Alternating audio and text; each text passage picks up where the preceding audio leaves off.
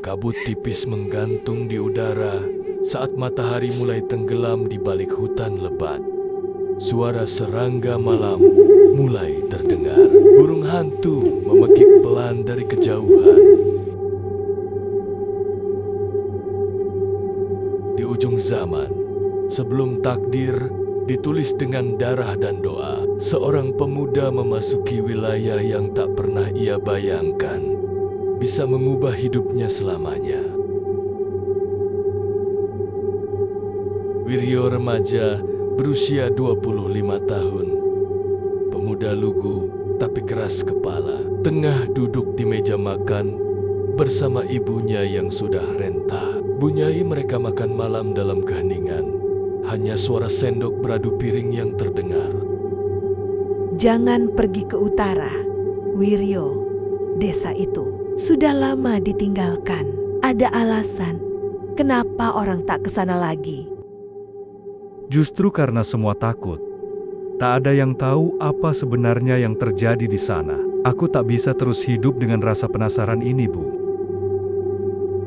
Kalau kau ketemu yang bukan manusia, jangan bilang siapa namamu.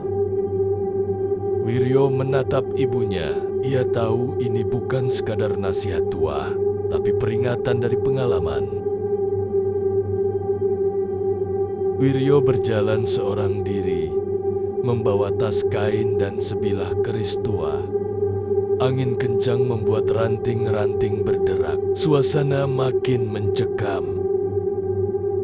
Tiba-tiba, sosok berkabut terlihat sekilas di sela pepohonan. Wiryo berhenti, napasnya tercekat. Itu cuma kabut. Tapi saat ia melangkah lagi, kabut itu mengikuti. Langkah kaki tanpa wujud terdengar dari belakangnya. Pohon-pohon mati dan rumah-rumah yang membusuk jadi pemandangan pertama saat Wiryo sampai di desa itu. Aneh, tak ada suara sama sekali. Seolah desa itu tak pernah mengenal kehidupan. Di tengah alun-alun desa, sebuah sumur tua dengan tali yang menjuntai ke dalam. Wiryo mendekat, menatap ke dalam sumur. Seketika terdengar suara misterius. Akhirnya, kau datang, pewaris darah perjanjian. Wiryo mundur, kaget, tapi tak ada siapa-siapa. Siapa kau? Aku sudah menunggu sejak kau masih dalam kandungan.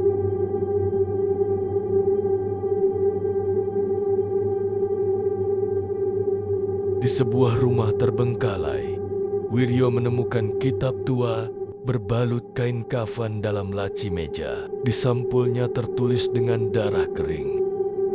Perjanjian gaib diterima hanya dengan pengorbanan. Awal dari segalanya, bukan pilihan, tapi warisan. Wiryo membuka kitab itu perlahan. Halaman-halamannya penuh simbol aneh, tulisan kuno Jawa kuno, dan gambar-gambar ritual mengerikan. Tangannya bergetar saat ia menyentuh salah satu halaman. Ada harga untuk tiap kekuatan. Wiryo menoleh. Cepat, di sudut ruangan berdiri sosok wanita berkerudung hitam. Wajahnya tak terlihat. Siapa kau? Bukan siapa-siapa, tapi aku tahu siapa dirimu. Aku cuma mau tahu, kenapa desa ini ditinggalkan? Kenapa aku merasa seperti dipanggil ke sini? Karena darahmu yang dulu menandatangani perjanjian pertama. Ini yang terjadi 40 tahun lalu. Seorang pria muda, sangat mirip Wiryo, berdiri di hadapan sumur yang sama. Ia melafalkan mantra sambil menusuk jarinya, meneteskan darah ke dalam sumur. Dengan ini, kutukar keturunanku demi kekuasaan yang abadi. Wiryo terduduk, wajahnya pucat. Bukan hanya ayahmu, tapi leluhurmu sudah menumpuk utang kepada mereka yang tak bisa disentuh oleh waktu. Wiryo menatap kitab. Di halaman tengah ada simbol segel dengan bekas bercak darah lama. Wiryo berdiri lagi di depan sumur. Ia mulai melafalkan tulisan dari kitab. Angin langsung berhembus kencang. Langit mendadak gelap. Sing tak panggil saka peteng. Wujudna, aku pewaris darah, kaulah sing dudu pilihan, nanging takdir. Tiba-tiba, tanah di sekitar sumur retak, tangan hitam bersisik muncul dari dalam sumur, mencoba keluar. Bunyai sedang sembahyang, tapi lilin tiba-tiba padam. Cermin di depannya berembun dari dalam. Tiba-tiba terdengar bisikan. Dia membukanya terlalu cepat. Wiryo terjatuh ke tanah. Sosok hitam dengan tanduk dan mata menyala merah berdiri setengah keluar dari sumur, tapi belum bisa melewati batas segel. Sekarang hanya satu pengorbanan yang tersisa. Pengorbanan? Apa? Nyawa dari orang yang kau cintai. Wiryo menatap ngeri ke arah desa, dan bayangan Bunyai muncul dalam pikirannya. Bila darah dipanggil, maka harus ada darah yang dibayar. Masalahnya semakin berat. Wiryo harus memilih. Putuskan rantai kutukan atau lanjutkan warisan perjanjian demi kekuatan yang belum pernah manusia punya. Bagian di mana kisah makin kelam dan Wiryo dihadapkan pada pilihan yang bisa mengubah segalanya. Wiryo berlindung dari badai. Cahaya petir sesekali menyinari ruangan kecil itu. Ia duduk bersandar, menatap kitab dengan tatapan kosong. Hujan turun deras. Sosok wanita berkerudung muncul kembali. Kini berdiri di ambang pintu tanpa suara langkah. Kau bisa kabur dari desa ini, tapi perjanjian itu sudah hidup dalam nadimu. Tapi aku tak pernah menandatangani apapun. Aku tak pernah setuju. Tapi nama leluhurmu ada di kitab itu. Dan sekarang namamu akan jadi berikutnya. Dia menunjuk halaman kitab. Nama-nama tertulis dengan darah mengering. Yang paling bawah muncul perlahan. Wiryo. Wiryo panik merobek halaman itu. Tapi halaman itu tumbuh kembali. Seolah hidup.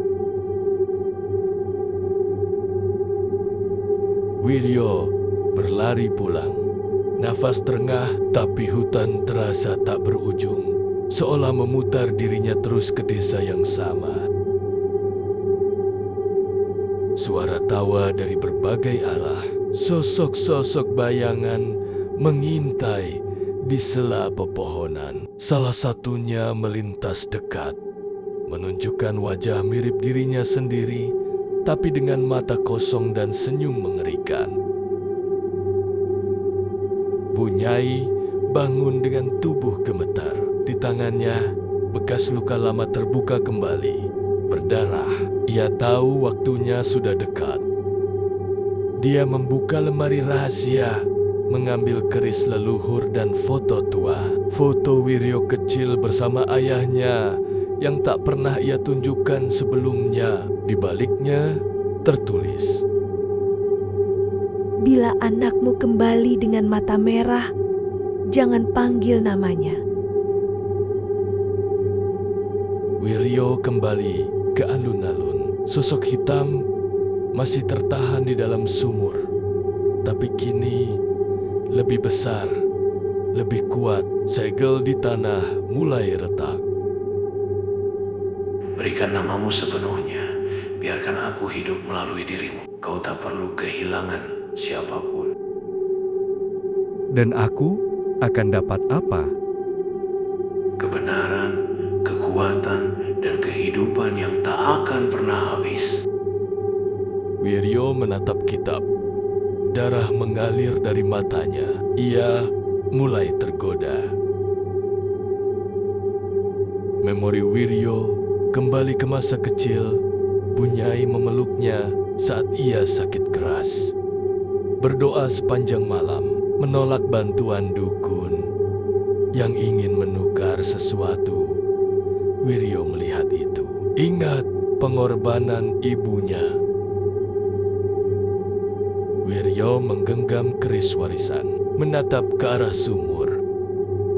Tapi suara dalam kepalanya penuh bisikan. Kalau memang ini harga untuk membebaskan semua, aku akan jadi yang terakhir. Ia menancapkan keris ke tanah. Darahnya sendiri diteteskan ke segel. Gempa kecil terjadi. Sumur terbakar oleh api hitam. Sosok itu meraung. Kau bisa menguasai aku. Aku nggak butuh kekuasaan. Aku cuma nggak mau ada lagi yang dikorbankan, termasuk ibu. Wiryo tertelungkup, tidak sadar, tapi di belakangnya tanda segel baru terbentuk di tanah. Menyegel sumur sekali lagi, tapi tak menghapusnya. Bunyai meneteskan air mata melihat bayangan sosok Wiryo berdiri di depan rumah. Tapi matanya berbeda, tenang, bukan seperti yang ia takutkan. Kau sudah pilih jalanmu, Nak, tapi jalan itu belum selesai. Segel bisa diperbarui, tapi tidak dihapus. Karena perjanjian gaib selalu menunggu pewaris berikutnya. Kabut menyelimuti hutan. Wiryo berjalan perlahan, tubuhnya lelah. Luka di tangan masih basah, tapi wajahnya berbeda. Bukan panik, bukan takut, tapi seperti seseorang yang baru dibangkitkan. Ia membawa kitab perjanjian yang kini terikat dengan kain putih. Di lehernya tergantung kalung berisi tetesan darahnya sendiri dalam botol kaca kecil. Bunyai duduk diam di depan tungku, menunggu pintu terbuka pelan. Wiryo masuk. Tapi ia tak langsung memeluk ibunya. Ia menatapnya dalam dan berkata, Bu, mulai hari ini aku harus jaga desa. Kau nggak harus melanjutkan semua ini, Nak. Aku nggak melanjutkan, Bu. Aku mengakhiri siklusnya. Wiryo membakar sebagian halaman kitab di tempat ritual, hanya menyisakan satu halaman segel. Ia membuat lingkar pelindung dengan keris dan mantra, memagari sumur tua dan bekas desa yang telah dikutuk. Ia kembali ke desanya, tapi mulai menjauh dari kehidupan sosial. Ia mulai hidup sebagai orang aneh, orang yang bicara sendiri, yang suka ke hutan tengah malam. Tahun-tahun berlalu, Wiryo kini mulai berumur. Ia menolong warga diam-diam dari gangguan gaib, menyimpan rahasia perjanjian, dan menjaga agar tak ada satupun yang menemukan desa terlarang.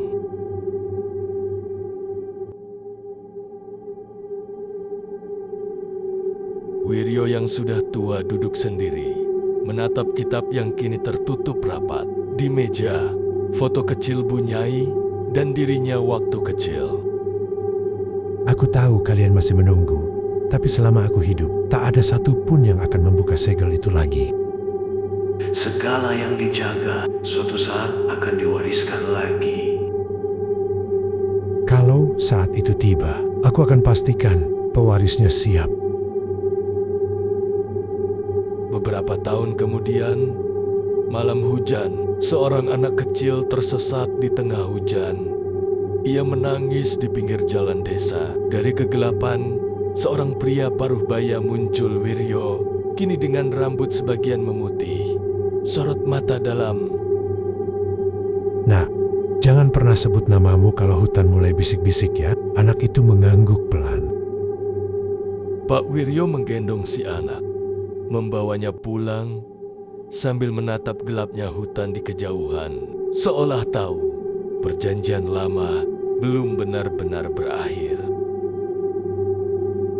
Kabut masih setia menyelimuti desa setiap pagi, tapi kali ini terasa ada sesuatu yang berubah. Alam seolah lebih tenang, penduduk tak sadar. Malam tadi, ritual besar telah dilakukan seseorang di tengah hutan untuk menjaga keseimbangan.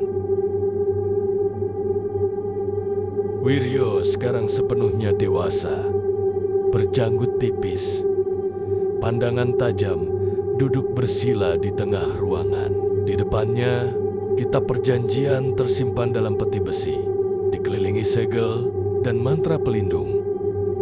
Ia selesai menulis surat tangan dan menaruhnya dalam kotak kecil bersama kalung darahnya, keris warisan, dan potongan halaman segel. Satu hari akan ada yang menemukan ini, dan kalau dia memang pewarisnya, dia akan tahu apa yang harus dilakukan. Wiryo berdiri di hadapan sumur. Kali ini ia tak datang untuk melawan, tapi bernegosiasi. Sudah waktunya kau serahkan tubuhmu padaku. Tidak, tapi aku akan beri satu kesepakatan baru. Kau tak berhak membuat perjanjian kedua. Kalau aku mengunci kalian, bukan dengan darah, tapi dengan pengorbanan hidup. Tubuhku, jiwaku, waktuku. Aku jadi pintu kalian.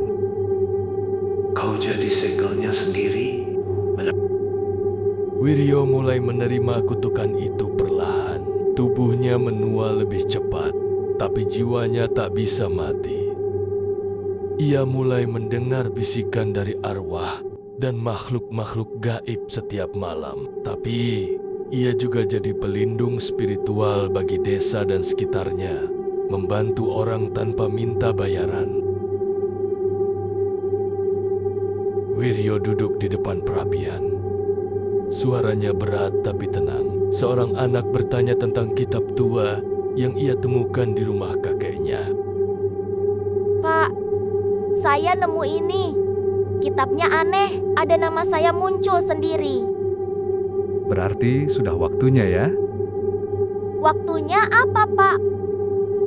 Untuk kamu tahu siapa sebenarnya yang bikin perjanjian pertama. Pak Wiryo dan anak itu yang bernama Raka berjalan masuk ke dalam hutan. Daun-daun berguguran seperti tahu. Ini adalah perjalanan terakhir bagi satu jiwa dan awal untuk jiwa lainnya. Kadang kita nggak pilih untuk warisi sesuatu, tapi kalau udah dipanggil nggak bisa lari. Dan kalau dipanggil, harus dijawab ya, Pak?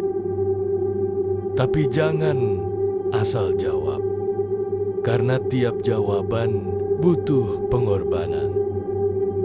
Akhir dari asal mula adalah awal dari warisan.